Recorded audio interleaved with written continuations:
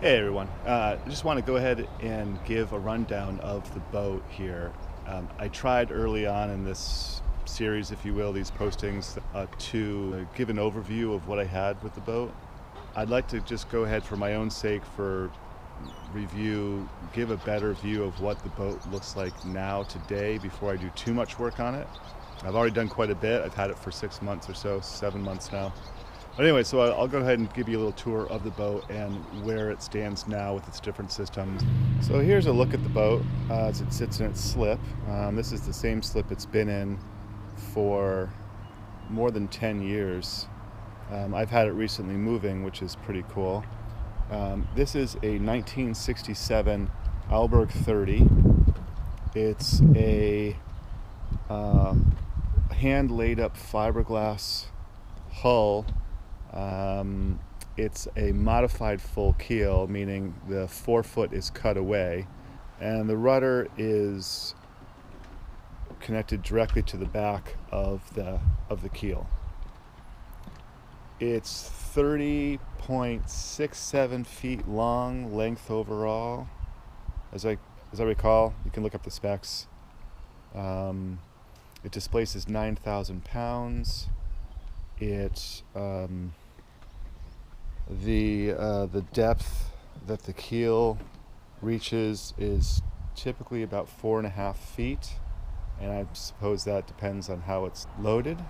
It's rigged as a Bermuda sloop, so it's got a 4 triangle and a single mast with, of course, the main behind it. And in this particular case, this boat has quite a small 4 triangle and a larger mainsail area. The boat came with this old CQR anchor and 100 feet, or approximately 100 feet, of 5/16 galvanized chain. G4, that's high test. I'm going to replace that anchor. The CQR is older technology. It doesn't rebury itself well if it becomes, if there's a change in wind direction or tidal shift or some sort. So that'll be replaced. That's one of the things. But for now, it works just fine. We'll take care of that. The bow pulpit seems to be in fairly good repair. A little bit older with the stainless steel tubing and the brass fittings, but that's okay. And of course, this front stay here. I've marked the position of where the stays are now because I'll be replacing the standing rigging. It's got Norseman fittings. It was recommended to me to replace those. But the wire does seem to be in good shape. I don't know if I'm going to replace it now or not, but anyways, moving along here, the tow rail has been replaced. Originally it was a teak rub rail plus joint capper. I'm not sure what you call it, but this tow rail is bolted from the side and from the top, so it makes it quite secure. The stanchions and the lifelines are in fairly good condition, though you can see they used to be coated lifelines, and that's all worn off, so it's just the plain stainless wire underneath, which is fine. It still works pretty good. Stanchions are in fairly good shape. I'm gonna have to rebed a few of them. Eventually I'll rebed all of them, but they're not too bad. At the front here, we've got a single hatch over the rear of the V-berth, just in front of the mast there. And that looks to be created by somebody. Somebody rebuilt it. It's an odd shape. It's kind of it's a polygon with, you can see there, a wider front end, a wider base at the rear. So getting a separate hatch without doing a lot of modifications to the cabin top will be difficult. A couple of 8-inch cleats at the top, and then a hawse hole that was created for the chain and the anchor rod, and then an air scoop or wind vent, which does swivel, but there's no door aid box there, so I will probably recreate that and put one in. Getting back to those cleats, I find that they're backed, but they're not well backed in my opinion. There's a bulkhead right there, and I want to change that and back them up a little bit more just to beef them up, because that would be where, of course, the anchor hangs from. We've got the mast here, of course. I don't know much about it other than it's the original, along with the boom. See, the boom, I found out through a forum inquiry that the boom is a roller reefing boom. So that mechanism there toward the front is specifically to roll the main sail around the boom to furl it and to reef it. And I'm not going to use that anymore. I question whether or not I should replace the boom. At this point, I haven't made any choice or decision yet. Let's see. The mast itself looks to be in pretty good repair, although there is some things we need to take care of. It's got an old riveted on mainsail track. It also came with a storm trysail track, which is nice, so I can hoist that trysail in case I need it. The winches are older, but they're okay. They need to be serviced, and I've got the appropriate handles, winch handles for them. And we've got the track up here for a whisker pole that is backed, interestingly enough, by a wood piece. And if you could see through there, the wood is rotting. And so it backed it so this would stand proud of the mast. This track would stand proud of the mast, but I'm going to have to take that off. Here the next month or so, I will be pulling the mast down so that I can do some work on the standing rigging, like these connections down here at the bottom of the stays. I made a video about that already. They're using these shackles, and they shouldn't be. And some of this, actually all of the turnbuckles are still original. So I've been, and then the Norseman fittings. So I've been advised to switch these out. And of course I want to get rid of these anyways, but let's see. Here you'll see that I've already pulled the wiring out of the outside, so I can pull the mast off. Here's the original. This is where all the wires went down. I got to figure out something there so I can make it more sea tight or watertight. Okay, so we've got some connections at the bottom of the mast here that will allow us to connect what I believe is not using this block necessarily, but we got connections at the bottom of the mast here that will allow us to connect a boom vang to the bottom of the mast, and I believe that this is what this attachment point is here. It seems like it's quite a narrow angle from there to the bottom of the mast, but anyways, that's what we've got to work with. So, okay, moving forward here, we've got the Companionway hatch, and it's seen better days. It's nice and heavy, wood, I believe, teak. It needs to be redone. It's okay for the most part. These are the hatch boards. They're not too bad, though they could use some scrubbing. But the filler is splitting. So I've got to take some measures to refill those. I don't know if I'm going to remake this Companionway hatch lid or not. Eventually I'm going to put a sea hood over it. So I don't know if I want to make this more sleek and make it out of fiberglass or not. The Companionway hatches, as you can see, they're nice and thick teak, which are fine. I'm going to get at least one piece of clear acrylic or plexiglass, so I have a bit of a window in the front there. Here the handrails are okay. They probably could be cleaned. There's a question about whether they should be replaced and or resealed. I'm not sure what I'm going to do about that, but right now they seem to be okay. Coming here, you've seen the video of us doing this window. Lucky for us, the birds got to the window here recently. 3 of these dead lights, there are 4 on the boat total this size, and 3 of them seem to leak a little bit. This one did leak. We think we've got it sealed up, that's fine. This one seems to be okay as is. Eventually I'll replace that this plexiglass right here, this Lexan, because it's all fogged from just being in the sun and exposure and so forth. Okay, so moving back here toward the rear. Let's see. We've got head sail winches, which are original. They desperately need some work. They need some TLC just to be re-greased, and I may do that this afternoon here once I'm done with this video. Get in there. We've got these old boards here, which may be okay. They don't seem like, they don't seem as though they are in trouble exactly, but they need some TLC. They haven't been cared for in many, many years. And of course you've got cleats that are attached to them. This one here forward and another one in the back, and because we've got cleats here, because this is a point that needs to be well secured for the cleats and for the side or the base of this winch, I may replace that outright on both sides. This one's even in worse shape here. You can see all the pitting. The wood is just kind of, it's not torn up, it's just kind of, I can't say rotting away, but it's just not in good shape. So I may replace the lot, just so we know. You can see it flexing a little bit.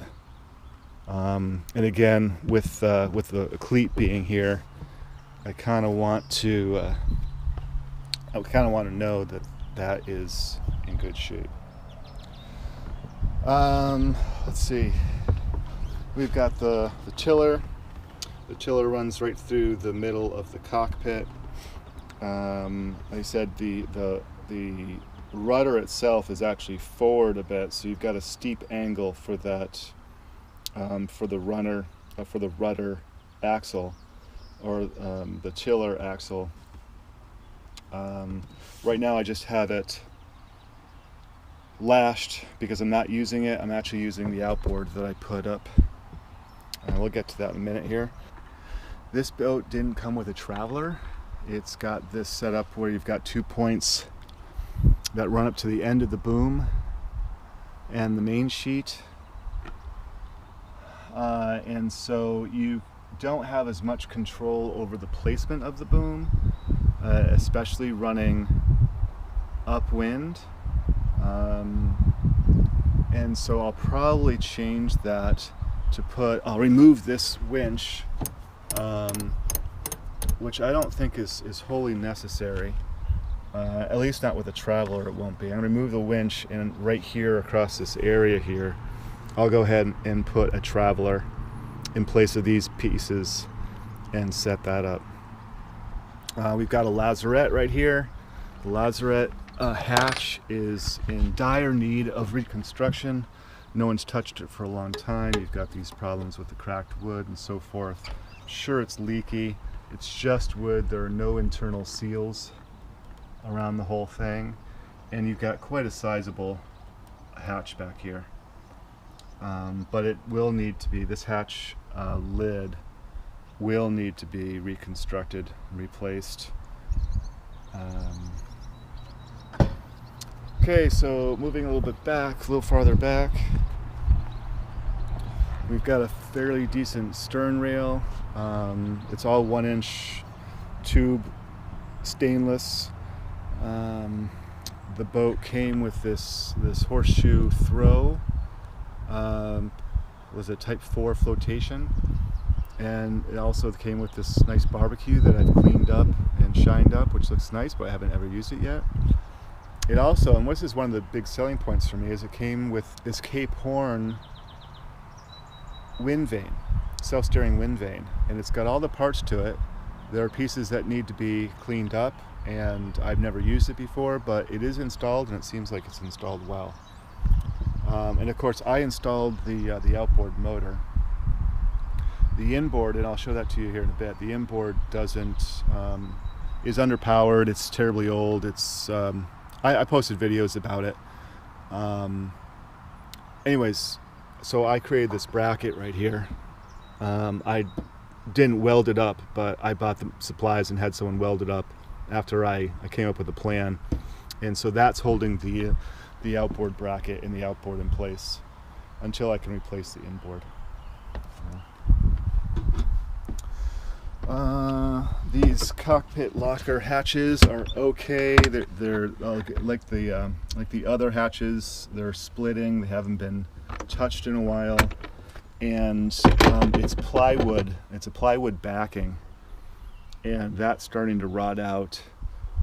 Here in Portland, there's a lot of water in the off season, and it just, without having anyone done anything with it, it's just rotting. So I think that I'm going to recreate both the port and starboard hatches using fiberglass, and so I've taken dimensions of those and such.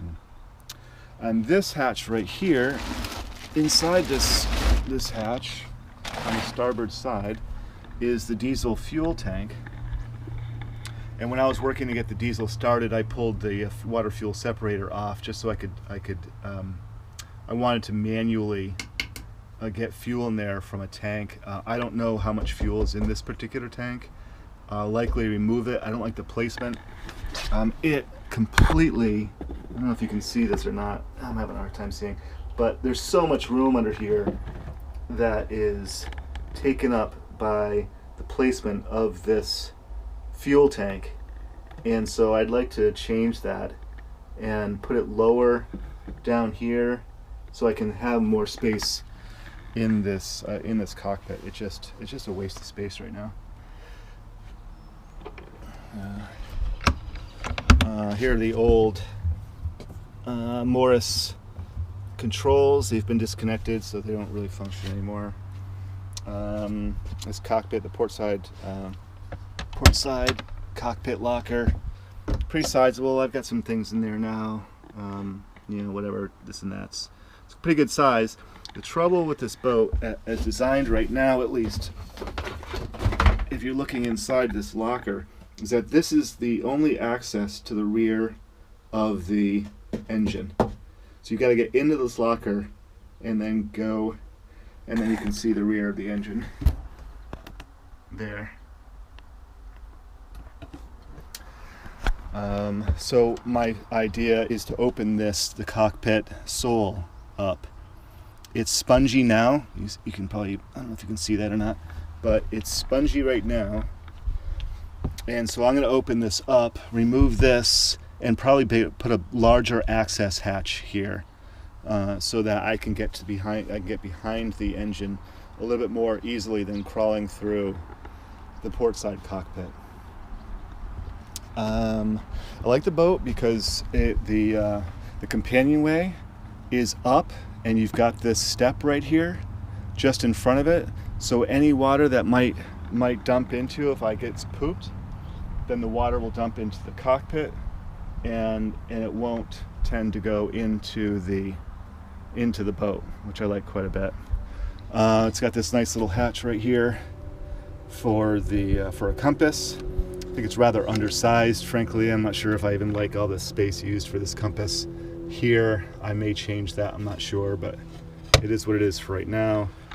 The engine controls over here, which I think will be just fine, although you see that they have these bolts here and they just filled them. They didn't do a very good job. Now, of course, this is my work and this is really crappy too, but that's just a temporary fix. Further in the cockpit, we've got this hatch here that was original, although this particular piece of wood I don't think is.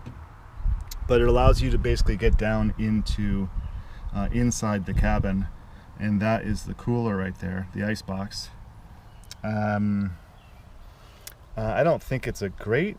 I don't think it's a good idea, frankly. I just think it's a place for water to get inside the boat, even though there's a drain tube, there's a rail, and there's a drain tube over here in the corner. But I just don't think it's a good option here.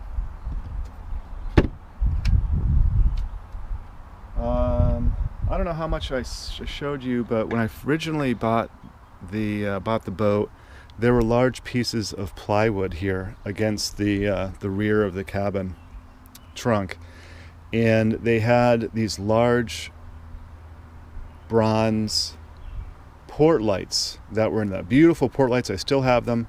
they happened to open out, which was unusual, instead of in. And they had a couple of gauges. They had an old compass on one side and the depth gauge on the other. I'm not sure which is which, but I removed them because I saw them as a major problem in terms of water intrusion. The interior of the boat had obviously been flooded when I bought it, and I'll show you that. Anyways, I've since removed that. I put some just temporary fiberglass up. I did a poor job of it, but it is what it is. I put the depth gauge back up so I can use the boat a little bit and have that installed. That's installed and working. Anyways, let's see here. We got a tiny, just back up on the cabin top real quick. We've got this old, I believe it's a Barron's number 2 winch, which is fine, but I don't know how to open it. Anyways, it's got these pawls inside there, and any option to unscrew anything looks like it's deep underneath those pawls. So I don't know, the lighting. I don't know how I would get. I don't know how I'd get past this spring and these pieces to get further in. So I got to look at that. But I don't like this anyways. I think that I'll probably just remove it for a different one, an updated piece.